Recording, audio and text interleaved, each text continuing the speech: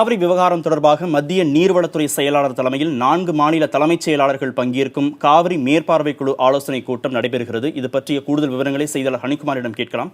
ஹனிகுமார், இன்று நடைபெறக்கூடிய கூட்டத்தில் காவிரி நடுவர் மன்ற தீர்ப்பை காவிரி மேற்பார்வை குழு அமல்படுத்தும் என நீர்வளத்துறை அமைச்சர் வட்டாரங்கள் தெரிவிக்கின்றன. அதுபோன்ற ஒரு முக்கியமான முடிவு இந்த கூட்டத்தில் எடுக்கப்படுமா?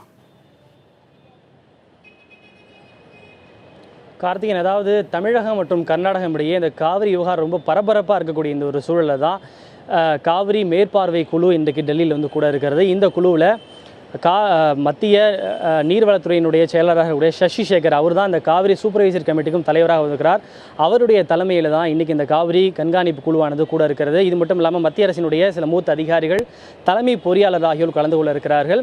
அதே போல் தமிழகத்திலிருந்து தலைமைச் செயலாளர் ராம் மோகன ராவ், அதே போல் காவிரி தொழில்நுட்ப பிரிவு அதிகாரி சுப்பிரமணியம் உள்ளிட்டோர், அதுமாரி பொதுப்பணித்துறை செயலாளராக இருக்கக்கூடிய எஸ்கே பிரபாகர் ஆகியோரும் கலந்து கொள்ள இருக்கிறார்கள்.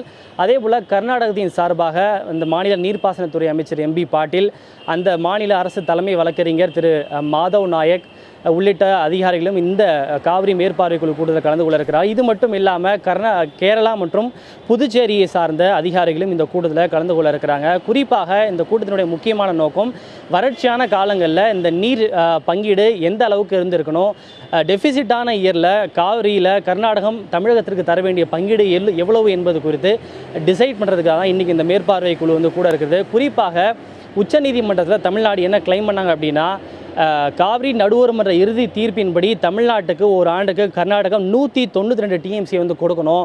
அதன் அடிப்படையில் பார்த்தோம் அப்படின்னா கடந்த ஜூன் மாதத்துக்கு 10 டிஎம்சியும், ஜூலை மாதத்துக்கு 34 டிஎம்சியும், ஆகஸ்ட் மாதத்துக்கு 50 டிஎம்சி தண்ணீரும் கொடுக்கணும்.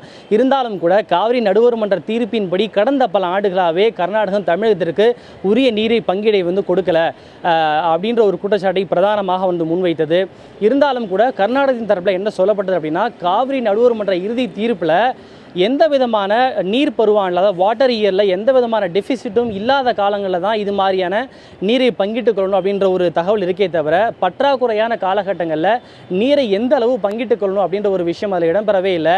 இந்த ஆண்டு எங்களுக்கே கிட்டத்தட்ட 80 டிஎம்சி அளவுக்கு தண்ணீரானது மிகவும் குறைவாக இருக்கிறது. எங்களுடைய குடிநீர் தேவைக்கு தான் இந்த தண்ணீரானது மிகவும் போதுமானதாக இருக்கும். எங்களுக்கே பாசனத்திற்கு தண்ணீர் இல்லை. அப்படி இருக்கும்போது தமிழகத்திற்கு எப்படி பாசனத்திற்காக, குறிப்பாக சம்பா சாகுபடிக்காக தண்ணீர் தர முடியும் என்கிற ஒரு கேள்வி மிக முக்கியமாக எழுப்பியிருந்தார்கள். இவை மட்டுமல்லாமல் குறிப்பாக இந்த நதிநீர் பங்கீடு விவகாரத்தில் பற்றாக்குறையான ஆண்டுகளில் எவ்வளவு நீரை பகிர்ந்து கொள்ளணும் அப்படின்றது பற்றின தெளிவான ஒரு விஷயம் இந்த காவிரி ட்ரிபியூனல் போர்டோட ஃபைனல் ஆர்டரில் இல்லை. எனவே அது தொடர்பாக காவிரி மேற்பார்வை குழு முடிவெடுக்கணுன்ற ஒரு இதையும் முன் வச்சிருந்தாங்க. அதனுடைய அடிப்படையில் தான் உச்சநீதிமன்றம் 2 மாநில அரசுக்குமே தங்களுடைய கருத்துக்களை இந்த காவிரி கண்காணிப்பு குழுவிடம் தெரிவிக்க வேண்டும். அதனுடைய அடிப்படையில் அவர்கள் இறுதி முடிவு எடுத்து உச்சநீதிமன்றத்தில் அறிக்கை சமர்ப்பிக்கணும். அந்த அறிக்கையினுடைய அடிப்படையில் உச்சநீதிமன்றம் இறுதி உத்தரவு எடுக்கும்னு சொல்லியிருந்தாங்க. எனவே 2 மாநில அரசுகளுடைய அந்த கருத்தை கேட்பதற்காக தான் இன்றைக்கி இந்த கூட்டமானது நடைபெற இருக்கிறது. குறிப்பாக நீங்கள் சொன்னது போல காவிரி நடுவர் மன்ற இறுதி தீர்ப்பில் சொல்லப்பட்ட அந்த உத்தரவை அமல்படுத்துமா என்பதை நாம் அறுதியிட்டு கூற முடியாது. என்றால் தற்போது கர்நாடகா கூறுகின்ற மிக முக்கியமான விஷயம் என்பது, காவிரி நடுவர் மன்ற இறுதி தீர்ப்பிலேயே இந்த இயல்பான ஆண்டுகளில் நீர் பங்கீடு தொடர்பான அந்த அளவு என்பது 5 ஆண்டுகளுக்கு ஒரு முறை மாற்றி அமைக்கப்படணும் அப்படின்னு காவிரி நடுவர் மன்ற இறுதி தீர்ப்பிலேயே சொல்லியிருக்கிறது. அப்படி இருக்கும்போது காவிரி நடுவர் மன்ற இறுதி தீர்ப்பு 2007ஆம் ஆண்டு வந்த ஒரு விஷயம். 2012ஆம் ஆண்டு வரை தான் காவிரி நடுவர் மன்ற இறுதி தீர்ப்பில் சொல்லப்பட்ட அந்த விஷயமானது பொருந்தும். எனவே தற்போது இந்த அளவை மாற்றி அமைக்க வேண்டும் என்று கர்நாடகா தன்னுடைய தரப்பு வாதமாக சொல்ல இருக்கிறது. ஆனால் தமிழகம் என்ன சொல்கிறது என்றால், காவிரி நடுவர் இறுதி தீர்ப்பு என்பது கெசட்டில் 2013ஆம் ஆண்டு தான் வெளியிடப்பட்டது. எனவே அந்த ஆண்டை அடிப்படையாக கொண்டு 2018ஆம் ஆண்டு வரைக்கும் இந்த நடுவர் மன்றம் கொடுத்தக்கூடிய இறுதி தீர்ப்பை அமல்படுத்தணும் அப்படின்றது தான் தமிழ்நாடு முன்வைக்கக்கூடிய ஒரு கோரிக்கையாக இருக்கிறது. எனவே தற்போது மிக மிக முக்கியமான ஒரு விஷயமாக கர்நாடகத்தில் இந்த விவகாரம் பற்றி எரிந்து கொண்டிருப்பதால், இந்த விவகாரத்தில் காவிரி மேற்பார்வை குழு என்ன மாதிரியான முடிவை எடுக்கப் போகிறது, அல்லது தமிழ்நாட்டுக்கும் பாதகம் இல்லாமல் அதே போல கர்நாடகத்திற்கும் பாதகம் இல்லாமல் ஒரு நடுநிலையான ஒரு முடிவை எடுப்பார்களா என்பது இந்த கூட்டத்தினுடைய முடிவில் தான் நமக்கு தெரிய வரும். கார்த்திகேயன், ஒவ்வொரு ஆண்டும் இதே பிரச்சனை தொடர்ந்து வருகிறது. மத்திய அரசுக்கான பரிந்துரைகள் என்பது தொடர்பாக ஏதேனும் பரிந்துரைகள் வழங்கப்படும் அந்த கூட்டத்தின் இறுதியாக? நிச்சயமாக இந்த கூட்டத்தில் இரு மாநில அரசுகளுடைய கருத்துக்கள் கேட்கப்படும். அவர்களின் தரப்பில் என்ன மாதிரியான கோரிக்கைகள் இருக்கிறது, கருத்துக்கள் இருக்கிறது, நியாயங்கள் இருக்கிறது என்பது குறித்தெல்லாம் ஆய்வு செய்யப்படும். குறிப்பாக கர்நாடகா என்ன சொல்கிறாங்க அப்படின்னா, இந்த உச்சநீதிமன்றம் தன்னிச்சையாக இது மாதிரி தண்ணீர் திறந்து உத்தரவிட்டதை மிகவும் கூட்டாட்சி தத்துவத்திற்கு மிகவும் எதிரானமான ஒரு விஷயமாக பார்க்கப்படுகிறது. எங்களுடைய அணைகளிலேயே கிட்டத்தட்ட 4 அணைகளில் போதிய அளவு தண்ணீர் இல்லை. ஹேமாவதி, ஹாரங்கி, அதேபோல் கிருஷ்ணராஜ சாகர் உள்ளிட்ட பல அணைகள் தண்ணீர் என்பது போதிய அளவில் இல்லை.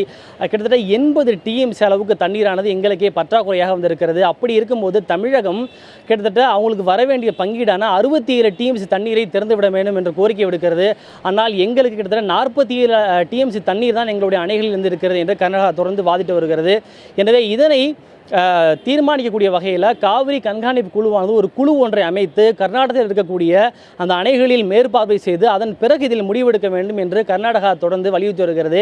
எனவே அந்த வலியுறுத்தலை தற்போது கர்நாடகா இந்த கூட்டத்தில் வலியுறுத்தும் என எதிர்பார்க்கப்படுகிறது. இரு மாநில அரசுகளின் கருத்துக்களை கேட்ட பிறகு மத்திய அரசையும் கலந்து ஆலோசித்த பிறகு இது தொடர்பான ஃபைனல் டெசிஷன், இறுதி அறிக்கையை உச்சநீதிமன்றத்தில் 16ஆம் தேதி விசாரணை வருகின்ற போது காவிரி கண்காணிப்பு குழு சமர்ப்பிக்கும் என எதிர்பார்க்கப்படுகிறது. அந்த காவிரி கண்காணிப்பு குழு சமர்ப்பிக்கக்கூடிய அந்த இறுதி அறிக்கையினுடைய அடிப்படையில் உச்சநீதிமன்றம் ஏதேனும் புதிய உத்தரவுகளை பிறப்பிக்கலாம் அப்படின்னு எதிர்பார்க்கப்படுது. கார்த்திகேயன், கூடுதல் விவரங்களுக்கு மீண்டும் உங்களை தொடர்பு கொள்கிறோம் ஹனிகுமார்.